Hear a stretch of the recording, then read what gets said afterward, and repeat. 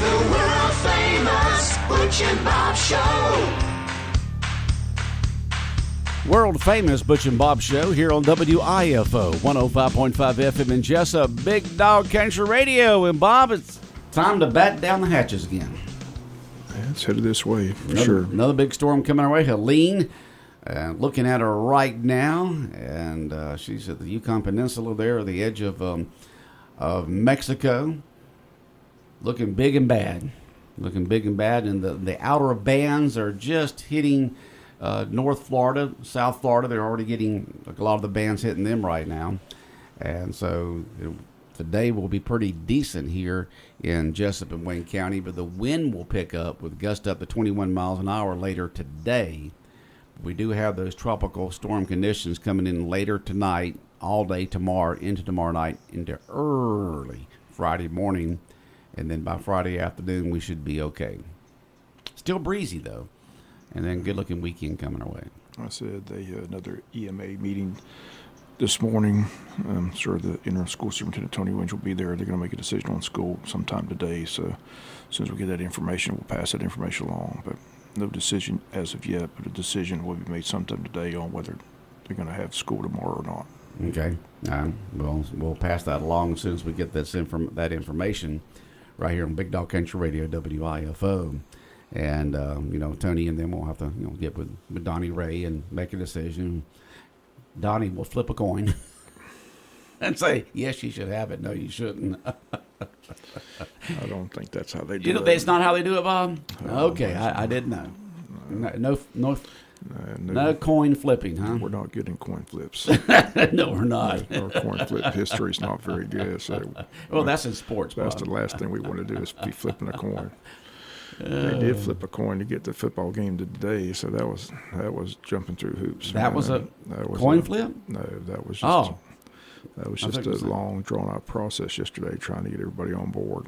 Well, you do have to get everybody on board. There's a lot of people involved in that decision, and I was really surprised that there's only a handful of games that I've seen that they're going to be moving. Now, Friday afternoon and Friday night are going to be just fine. Okay, it's just what kind of conditions you have on Thursday that may mess up Friday. Right. That's why the thing about it is, if you're looking at Friday night, everything's going to be pretty decent, but you don't know what Thursday may mess up, and so just go ahead and get the game done tonight. 6 o'clock kickoff, y'all. 6 o'clock, not 7:30. 6 o'clock kickoff.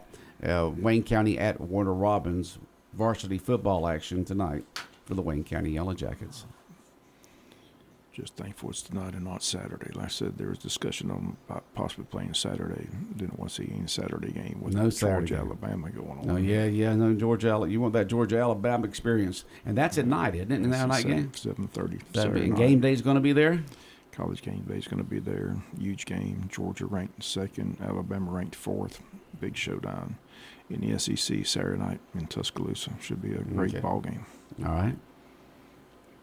But big old ball game. Didn't want to miss that game. Didn't want to miss that. Have it Wednesday. And Bob made it so with his I was lobbying hard.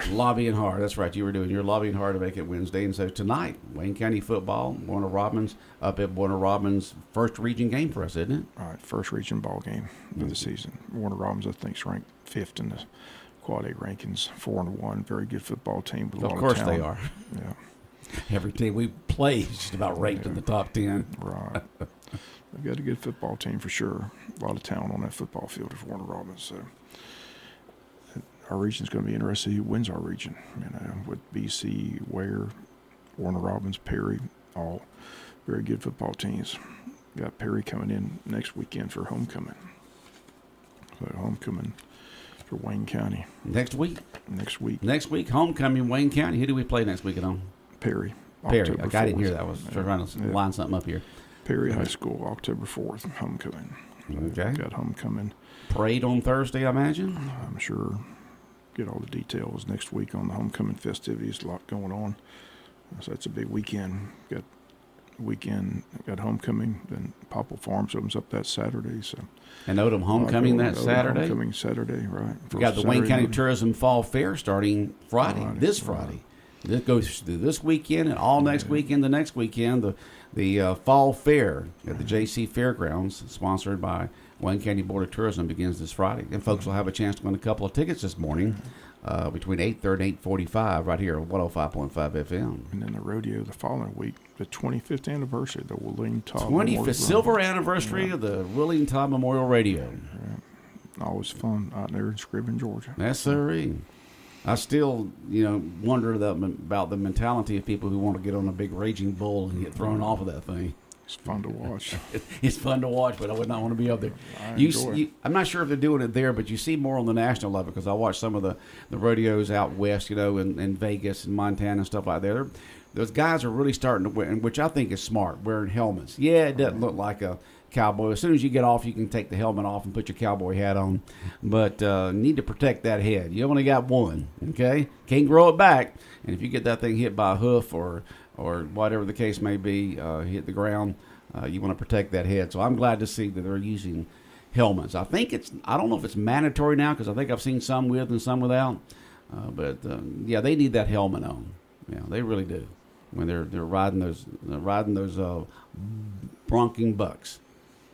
It'd be like playing football with no helmets, A bull is a lot more stronger than a human.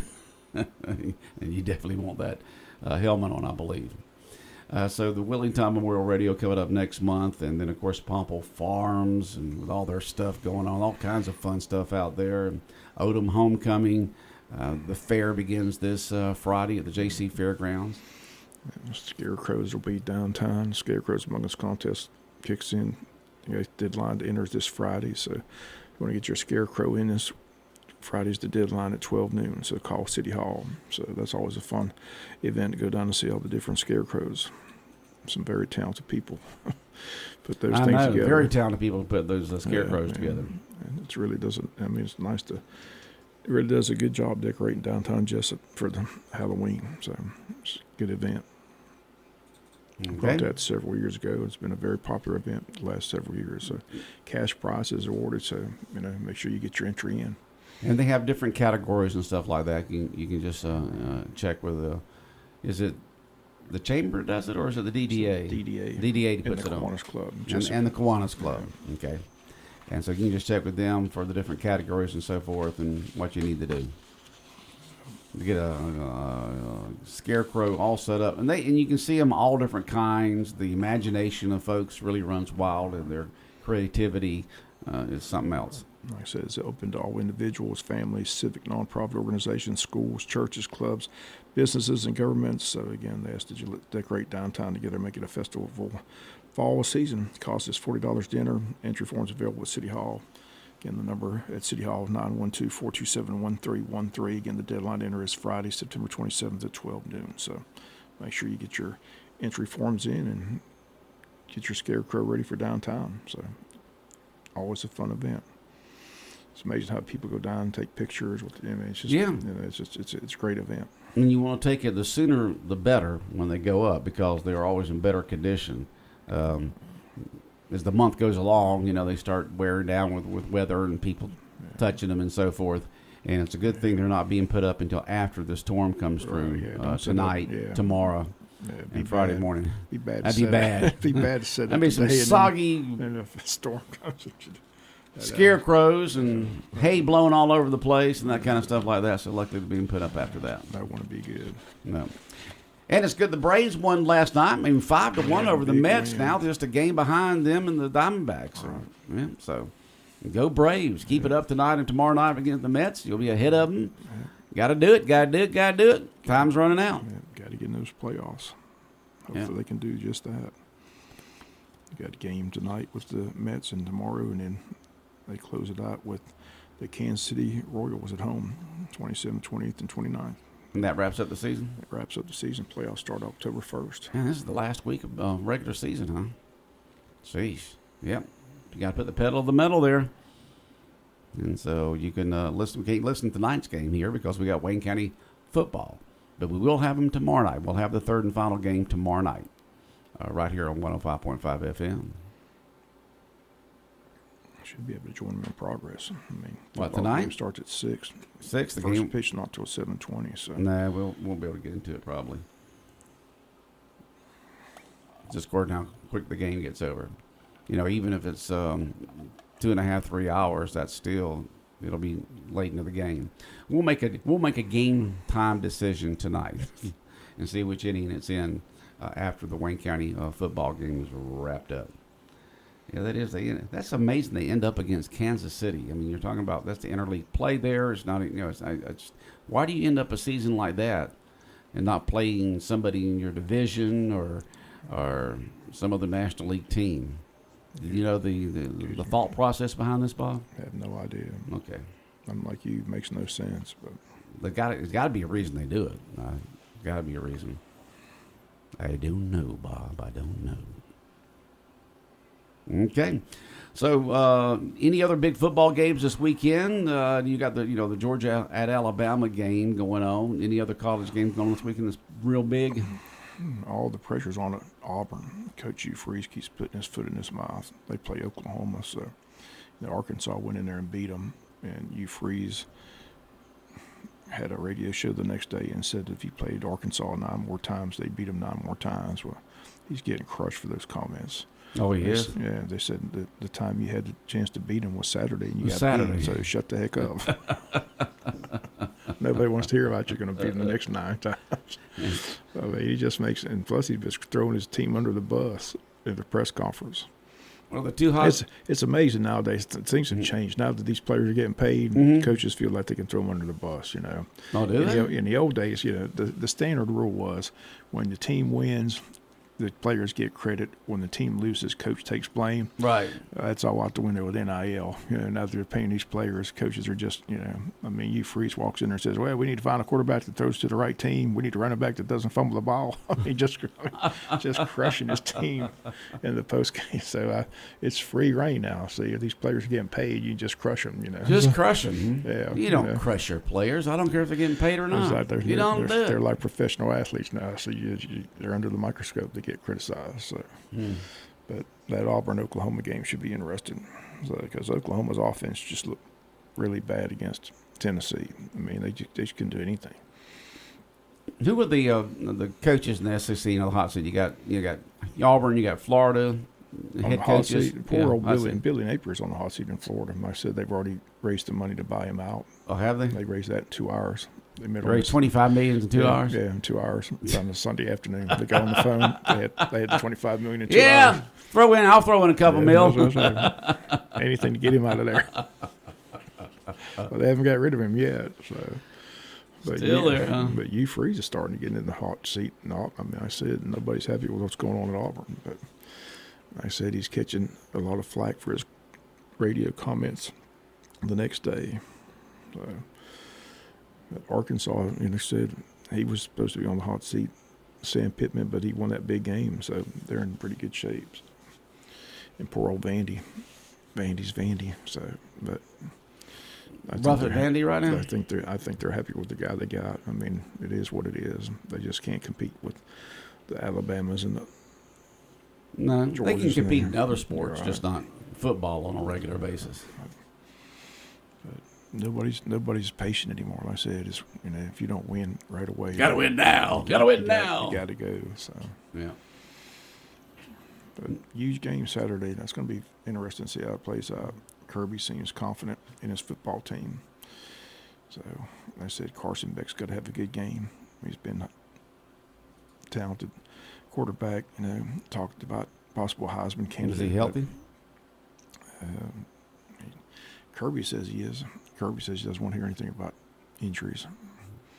He said, as far as he knows, Carson Beck's out there healthy, ready to go. So Okay. they keep bringing up the shoulder, and Kirby says the shoulder's fine. So we'll find out Saturday if it's fine. It better be fine.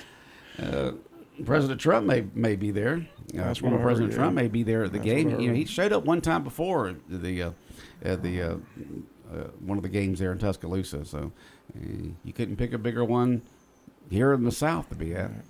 Be a good game to be at. Be a pile of people there for sure. Yes, sir. They'll be rack stacked and packed there. You went to a meeting yesterday? No? A softball game. Oh, okay. What I'm saying is you had a report this morning on a meeting. You get the Right. information on that? I interviewed Tony before the meeting. Before the meeting. Okay, you interviewed Tony before the. So she's getting acclimated, being the interim school superintendent, trying to get all her ducks in a row. And it looks like the school board is going to try to, putting this committee together to overlook capital projects. So you've got some folks on a board that's got experience in that area. They can help advise the school board on what's good and what's bad and what's a good price and what you can get, everything to help advise the school board, which that seems like a pretty good idea. They seem happy with the committee they put together last night, so see how it works out. Okay. I wish them the best because they got those 2 capital projects coming up, the ag building, the ROTC, so if they can get in there and help them out and put together nice facilities. That's the plan anyway. That's what they want them for. Okay. See, I thought I didn't realize, but I thought they had all the plans worked out beforehand when they were trying to sell the special local option sales tax. They had, this is what you're going to get for ROTC, this is what you're going to get for the ag center, and this is the monies are going to be left over for all these other things that we need to do here in Wayne County. But apparently they just had a ballpark figure type thing. Right. All that changed, huh? Okay. We still don't know what the price tags are yet. And they're still working on it. No reason to rush into anything. You want to get it right? So You get everything right, and good for everyone involved.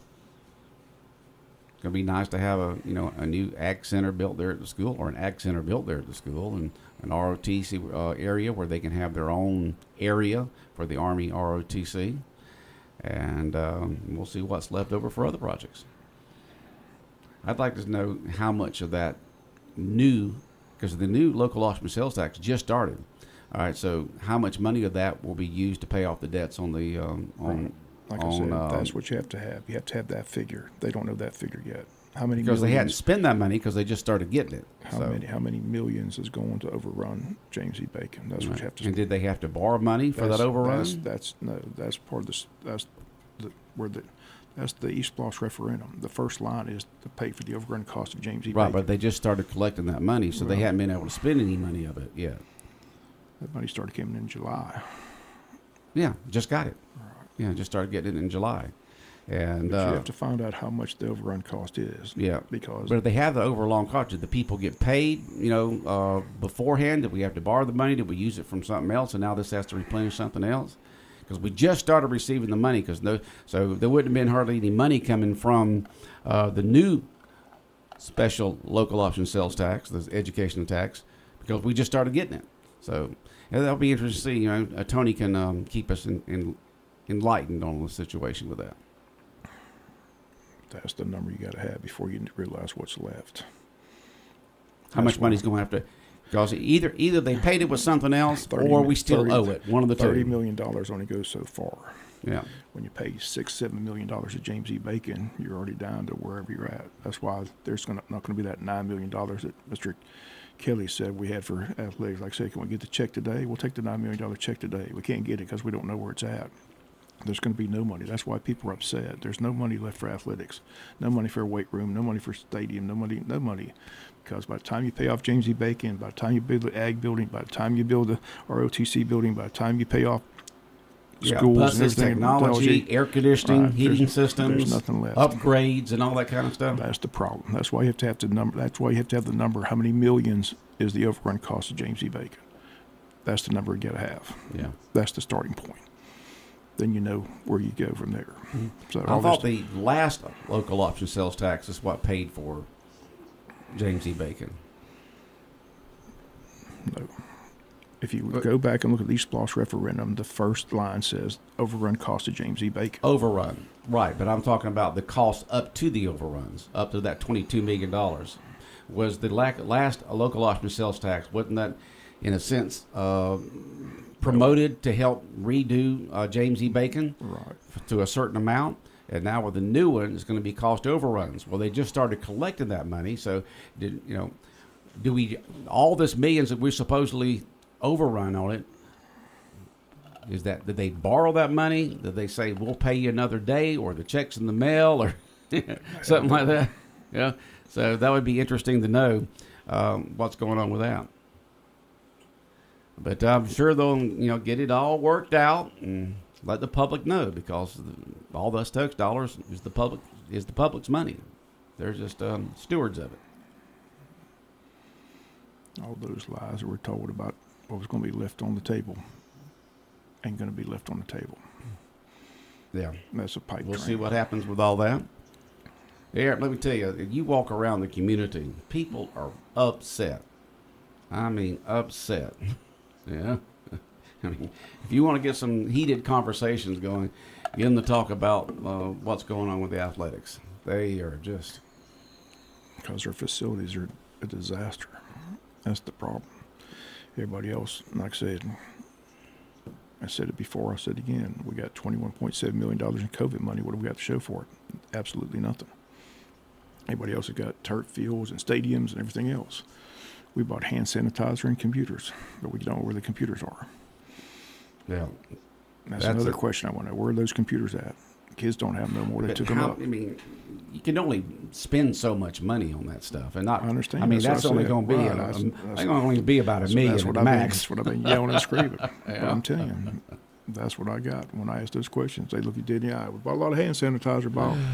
Yeah, well, so did every other school around here. I go to Walmart and buy $1,000 worth of hand sanitizer and fill this room. That's what I'm saying. It wouldn't cost more than $1 million for all those computers and hand sanitizer, and of course they had to bring in the special crews to sanitize everything. But every other school around here had to do the same thing. We weren't on an island, so it would be interesting to know where that money went. Like I said, we're told a bold-faced lie. We're told there's going to be so much money left over, the only decision made, and we're going to make the decision, not y'all, whether they're going to renovate or build a brand new stadium. Well, guess what? That's a pipe dream. That ain't happening.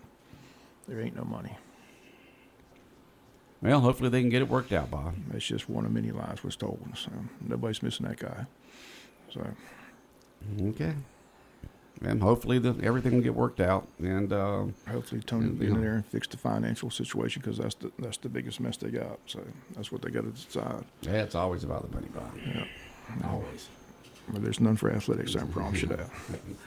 Zilts, huh? Zero. Okay. Well, Bob, let you calm down a little bit. Go get you some breakfast and some coffee. And fired I know you got you right fired. now. I mean, you're supposed to. It's still therapeutic. It's good to get it off your chest every so often. I've been singing the same song. Well, for you're not 6 the only months. one around in town that's doing the same thing, Bob. So. I think the only person hotter than me is Reed Brown.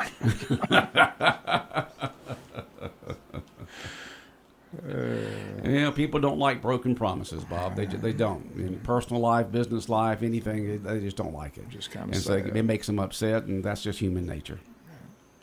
All right, Bob, go chill. Okay. All right. World famous Butch and Bob show here on WIFO 105.5 FM in Jesup has been brought to you by O.C. Welch Ford, by First Southern Bank, Murphy Builder Supply, and the Service Department at G&S Auto Sales on North 1st Street in Jesup.